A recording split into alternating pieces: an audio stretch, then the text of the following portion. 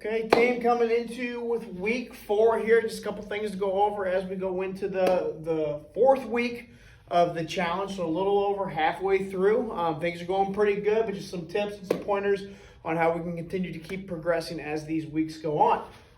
So going into it, workouts have been good. Like I've been saying, the weeks have been great. We did get hit with that big curveball, that snowstorm being thrown in. But what I'd like to push for is, try to get more activity in. Your body's getting adapted to the exercise, especially if you haven't exercised in a little bit. Just doing a touch more than you did the week before, which ideally should be a little bit easier. Being last week we were kind of shut down, even if you were working out at home. But just trying to push yourself and take it to the next level on each workout. Remember, it's 30 minutes of your day. If you can really drive it in and give it everything you can. Keeping up with the water. Been hearing a lot about water. Has been kind of where people have been slacking off a little bit, which isn't huge, but it is crucial and important. To try to focus in on getting that water in, and then that leads me into salt. I've discussed this with a handful of members and clients previously before.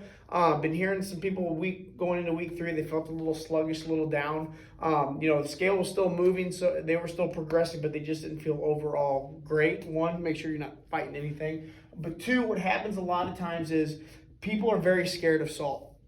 They're afraid it's going to mess up blood pressure. We've been told salt's unhealthy, and certain salts are. But when we start decreasing the amount of salt that we take in and we uptake the amount of water that we're bringing in, you will actually push a lot of salt out of your systems, and then our electrolytes get out of whack. Sodium being the main component of being the electrolyte that's out of whack. So what I highly recommend, and again, I'll break it down a little bit, is make sure you're adding salt into your food. And by salt, I mean sea salt, pink Himalayan salt, mineral salt. We want to stay away from table salt. So iodized salt, your typical like Morton salt, is a sodium chloride. It's a chemical made. It's not truly salt. It's pulled from sea salt, or pink Himalayan salts are natural. Salts that are pushed into preserved foods are bad salts. Those are salts that will mess with your blood pressure, that aren't healthy for us, that we want to avoid. Pink Himalayan salt, sea salt, mineral salt is completely healthy for you. You can do a good amount of it, so salt your food generously, add it into your seasonings and stuff like that. That will really help. I actually put like 2 big pinches into my water that I have first thing in the morning, just to make sure that I am getting that in. There is a touch of a saltiness to it when we do that, but you will taste it a little bit. But again, your body's made to use that. It's an electrolyte that we have to have. So if you're feeling a little sluggish, a little down, try adding this to your additional meals, a little bit to your water, and see if that makes a difference for you. I can tell the mornings that I put salt in my water and that I don't. I swear by it. Next is our fasting window. For those that are fasting or playing around with the intermittent fasting, we stuck with 10 hours for the first 3 weeks.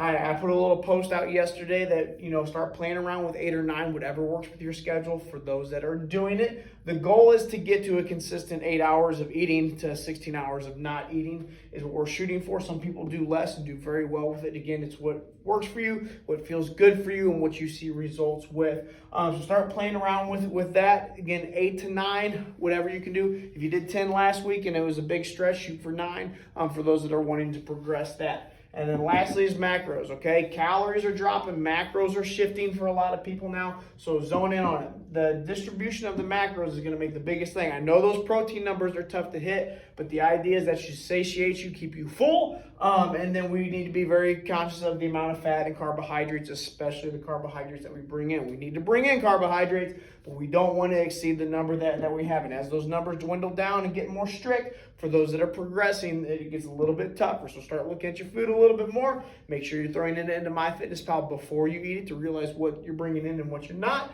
That'll keep you progressing as well. So again, reach out to coaches with any questions. Let us know if we can help you on any of these. Don't be afraid to add that quality pink Himalayan salt or pure sea salt. Kosher salt, table salt doesn't count. Those are sodium chlorides that we want to stay away from. Processed salt and sodium in foods we want to stay away from as well. But again, pink Himalayan salt or sea salt, mineral salt is something we want to focus on adding into our diet. It's a game changer, I promise you. So that's week 4 coming into it. Let us know what we can help, what we can do for you. And as always, let's keep pushing.